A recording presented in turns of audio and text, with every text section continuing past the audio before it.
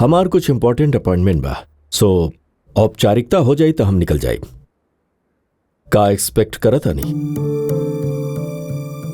Expect करता नहीं मतलब? एक्सपेक्टेशंस के मतलब पहले दहेज कहल जात रहे, अब फॉर्मेलिटीज कहल जाला। बताई का चाहिए?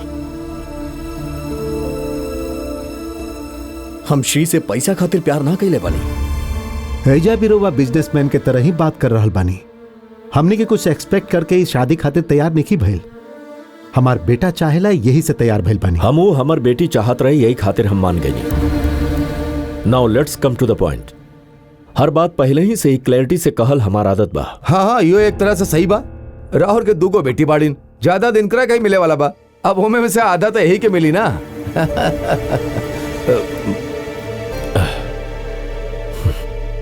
तोरा से तनी बात करे के बा।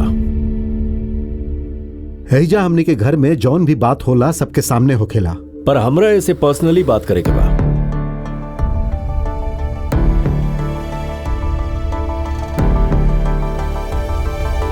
आई अंकल। अगर तोहरा के शादी करे के बाद तो एकरा पे साइन करे के पड़ी। काबाई प्री मैरिटल एग्रीमेंट। विदेश में बहुत साल से हमनी के देश में हमरा जैसन लोग कभी कभी इस्तेमाल करेलन। मतलब अगर शादी के बाद हमर बेटी तोहरा संगे एडजस्ट ना कर पाइले और अगर वो डिवोर्स चाहेली तो तोहरा के वही वक्त ओकरा के डिवोर्स देवे के पड़ी। अगर आपके हमनी के प्यार पे यकीन नहीं खे तो शादी खातिर हाँ काहे कहीं नहीं? यकीन अलग बा, सच्चाई अलग बा। बाहर तोहार बाबूजी सही कहलन। हम हर बात बिजनेसमैन की तरह सोचनी। कौनो भी बिजनेस होखे एंट्री में ही एग्जिट के बारे में सोच लेवे नहीं। यह बात हमरा बेटी के जिंदगी में था कि हमनी के शादी सफल ना होगी। बेबी तो हमर बेटी के खुश रखा तब वो प्रॉब्लम्स दूसरा तरफ से आ सकेला ना। तो हमरा के सतर्क रहे के पड़ी। मतलब हमनी के प्यार से ज्यादा आपके पेपर पे भरोसा बा।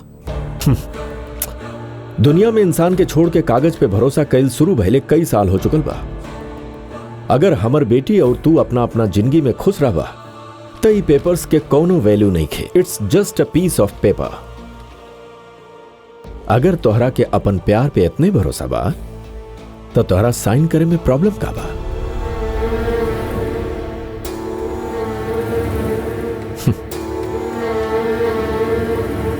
ओके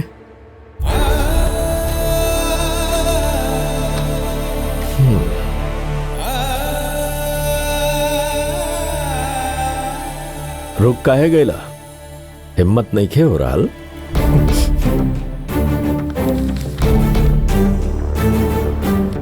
हिम्मत तो बहुत बा अंकल। तो साइन कर दा। जरूर। आपके पेपर पे भरोसा बा और हमरा जुबान पे। अगर आप एगो वादा करी तो हम साइन कर देब। कैसन? शादी में दुल्हन के पिता के तौर पे जहां भी जरूरत होके आप हाजिर हो खब। जौन काम आपके बाऊ हर एक काम आप ही करब। अगर आप हमरा से वादा करब तो हम साइन कर देब। हमार बेटी के शादी होखी और हम न रहब। ओके, तू जहां जहां कहबा हम हर जगह मौजूद रहब। Do you need an agreement? ना अंकल, आपके जुबान ही काफी बा।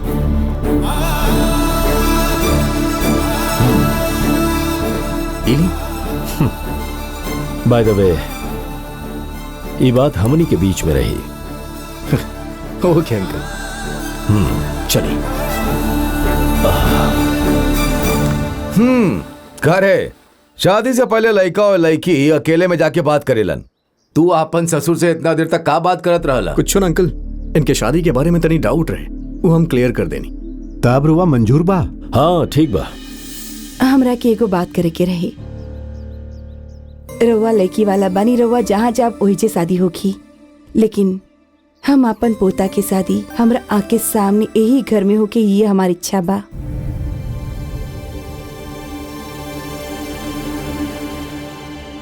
ओके ओके। ये हैप्पी मोमेंट के एगो फोटो हो जाए, अच्छा रही ना? हाँ, ओमे का बा। चल लिया आजा बेटा। आई आई।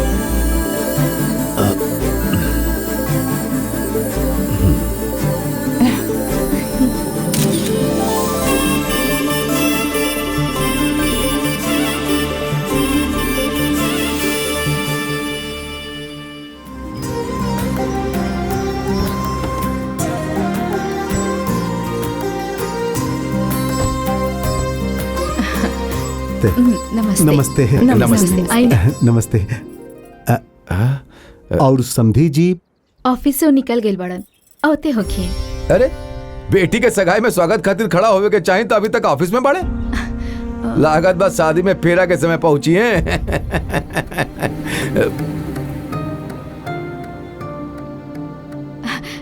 रहुआ लोग आई ना। अरे ऐजे काहे रुक गई नी, आई ना।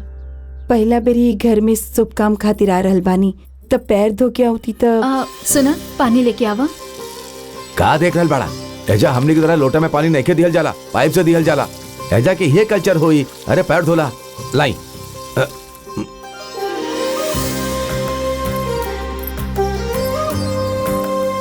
हमार होखे वाली बहू कही जब यहाँ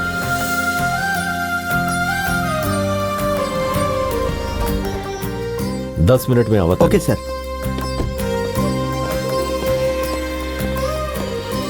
समधी जी बैठिए बैठिए प्लीज हैव अ सीट।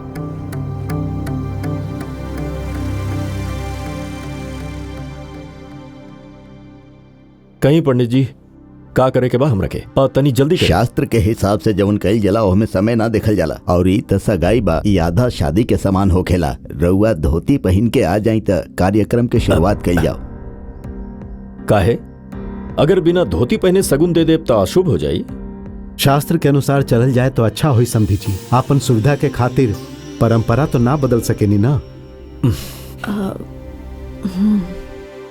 हम 1 मिनट में आवता नहीं।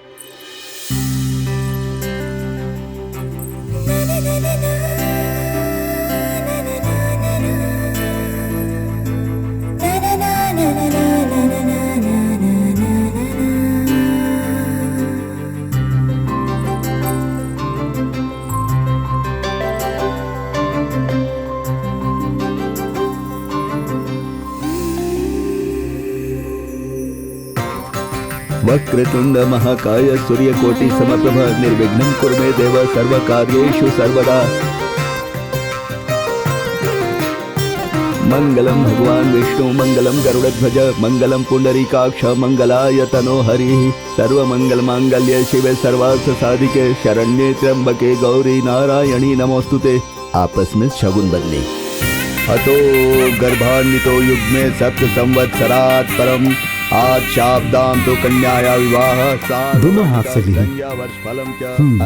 पंडित जी अब आप अच्छा सा मुहूर्त देखिए। 10 वर्षा भवेत कन्या अतुर्ध्व रजस्वला।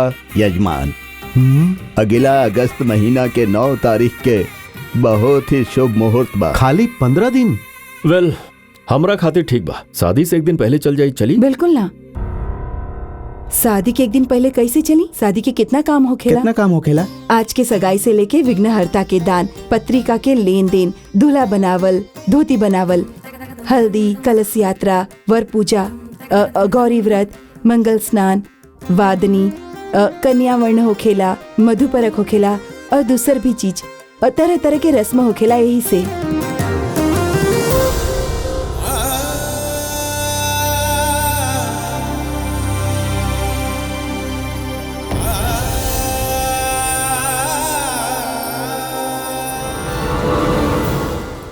बेटा ऐसे शादी के मंडप से उठ के ना जाइल जाला। बैठ जा। बासु खड़ा काहे हो गेला? आपसे बात करे के बा। हमनी शादी के बाद बात करब ना। बैठ के पूजा करा। ना पापा अभी बात करे के बा। अगर अभी बात ना कहनी तो आप क्या हो श्री के गुनाहगार बन के जिए के होगी।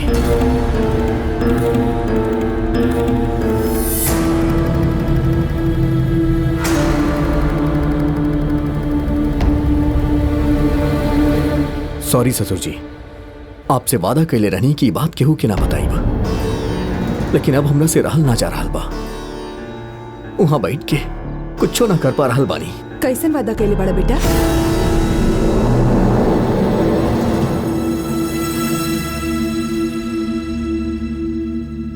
दादी माँ शादी से पहले ही श्री के तलाक देवे वाला कुछ डिवोर्स पेपर पे हमरा से साइन करवा देंगे।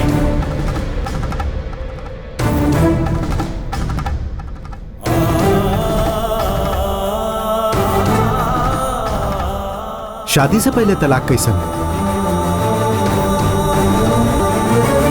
उनका हमनी के प्यार पे भरोसा नहीं खे या इस शादी पे भरोसा नहीं खे, ई तो हम नहीं की जाना था। वो कहलन कि अगर शादी खातिर हाँ करे के बता हमरा दस्तखत करे के पड़ी तो हम कर देनी। ई का बात भइल।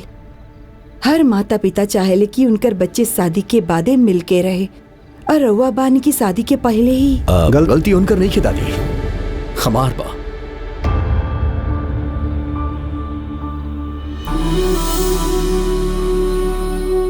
हमनी के प्यार के बारे में सबके बतावे वाला हम ही एग्रीमेंट के बारे में केहू के ना बता पैनी श्री।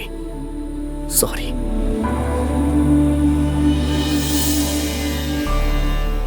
बचपन में बुआ के शादी में पंडित जी मंत्र पढ़त समय हमरा के ओकर मतलब समझौले रहा। ध्रुवं ते राजा वरुणो ध्रुवं ते देवः बृहस्पतिः ध्रुवं ता इंद्रश्चादाहितो राष्ट्रं धारयतां ध्रुवम्। जब तरह सिर पे जीरा और गुड़ लगावल जाला तब ध्रुवंते राजा वर्णो ध्रुवम देवो बृहस्पति ध्रुवंत इंद्रश्चा दहितो राष्ट्रे धारिताम ध्रुवो ऐसन कहल जाला।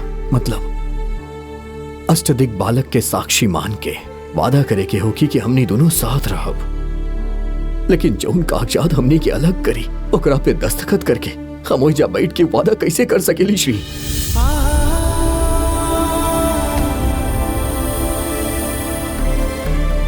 कन्यादान करत समय धर्मेचा अर्थेचा कामेचा मोक्षेचा नाते चर्तव्य ऐसन कहल जाला।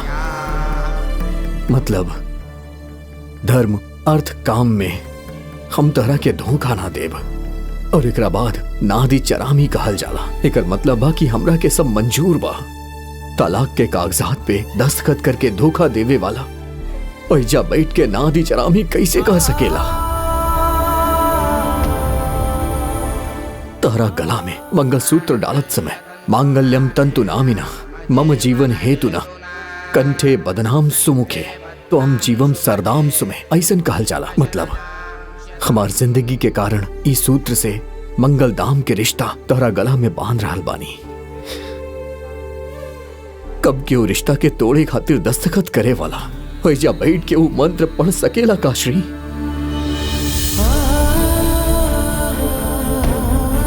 पहला गांठ बांधे के बाद उषा द्वैत तन्ने तहस्ता ग्रहो अश्विना प्रवाह ताम्रदेन गुमान कर्ष ग्रह पत्नी यथा सुवशी निवात व्रतम अवताभ्य। मतलब घर के मालकिन के तरह हुक्म चला के तू हमरा के सुधारे खातिर घर आ जाई हो खेला,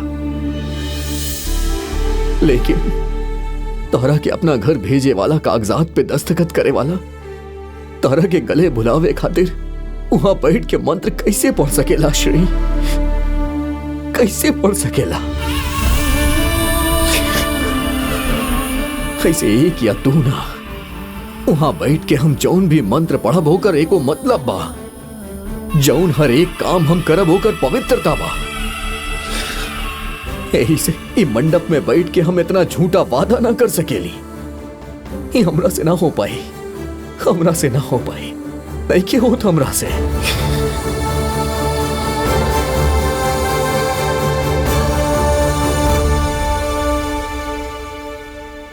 तू हमेशा कहत रहलू ना कि शादी के मतलब त्योहार हो खेला।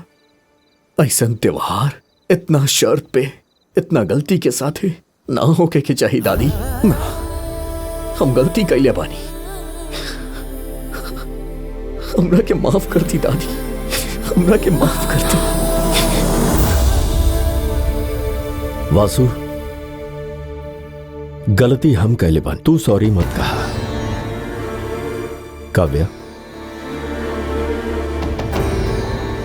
ये एग्रीमेंट के बारे में हमरा से गलती भइल बा। रउआ सबके हमरा के माफ करे के पड़ी। हर बात के बिजनेस की तरह देखे वाला हम हमेशा एंट्री में ही एग्जिट के बारे में सोचनी, और हमरा खातिर ये रिश्ता करे से पहले ऐजा ये सब कुछ देखे के पहले शादी एगो इवेंट रहे। मतलब आपन घर के शादी या केहू और के, it was just an event for me. ऐसन सोच रखे वाला हमरा के जब रस्म में बुलावल जात रहे तो हमरा के हंसी आवत रहे। बाकी एजा इतना रस्म होखेला, एगो जर्नी होखेला, हमरा के पता ही ना रहे। सिर्फ हम ही ना, बहुत लोग नहीं खे जाने लन। जब हमनी के घर में शादी होखेला तो इवेंट मैनेजर के सौंप के हम निश्चिंत हो जाएनी। केहू हमरा के शादी में बुलौले बा, ना गईनी तो नाराज हो जाई। ओइजा के फॉर्मेलिटीज के कंप्लीट करे के बा, यही से जाए के पड़ी। अटेंडेंस डलवावल ही पता रहे हमरा के। दूल्हा दुल्हन के संगे, घर वालन के संगे फोटो ले लेनी तो मतलब शादी में आ गई। हमरा जैसन लोगन के तो दिल से आशीर्वाद देवे के मतलब ही पता ना रहे।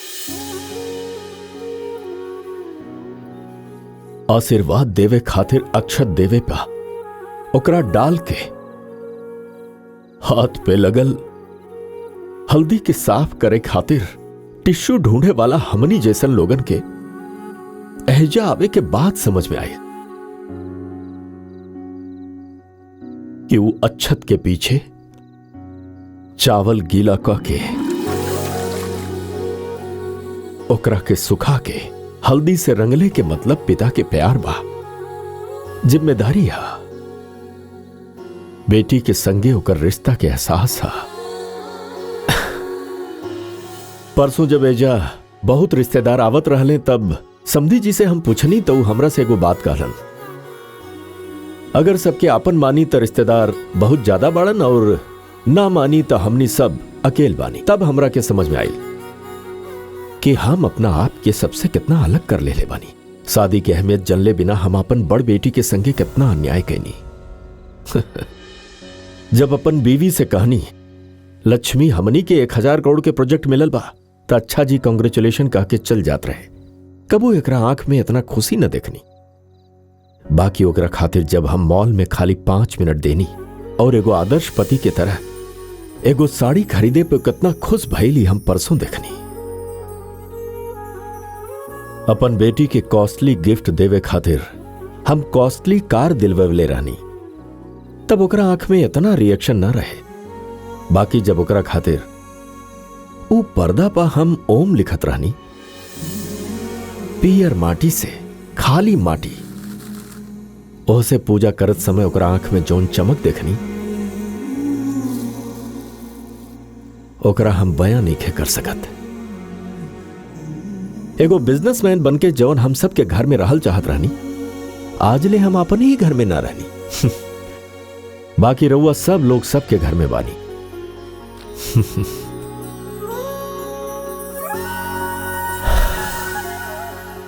हम सोचत रहनी कि अपन बेटी के धन दौलत पैसा देके हम अपन निगाह में एगो महान पिता बन जाए।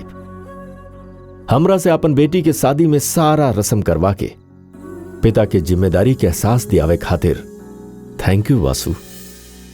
तू जब हमरा से कहत रहला कि हम दूसरा के पॉइंट ऑफ व्यू से सोचे नहीं, हमरा के समझ में नहीं ख्यावत रहे। बाकी it's just a piece of paper ही जानत भी ऐजा मौजूद सबके बतावे के जरूरत ना होके पाभी। अपनन से सच ना छुपावे के चाहिए, सोच के सबका सामने तू सॉरी कहला ना, ये तुहार बड़ संस्कार बा, महान संस्कार।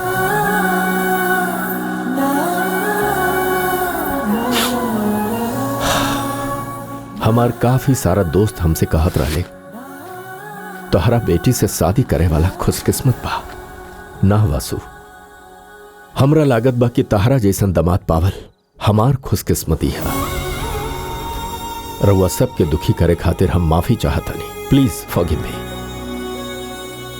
माफ कर दी हमरा। अरे हमनी के बीच माफी कैसन? अब शादी के अहमियत पहले जैसन काहे ना रहल, रिश्ता में से प्यार ए तरह दूर काहे हो रहल बा। ई बात के जैसे रउआ समझ गईली बानी वैसे सब समझ जाए त अच्छा होखी। जौना रिश्ता में कोनो लगाव ना होके ओकरा आगे बढ़ावल और परंपरा के छोड़ के आगे बढ़त रहल सही ना है समधी जी। चला। 1 मिनट पापा, उ मंडप में जाए से पहले इतना बड़ बात तहरा से छुपावे खातिर तहरा से माफी मांगे चाहता नहीं। I am sorry Shri. इतना बड़ बात हमरा से छुपा के खाली सॉरी कह बासु। का चाहता रू तू? जिंदगी भर खातिर तोहर वक्त आ जाए।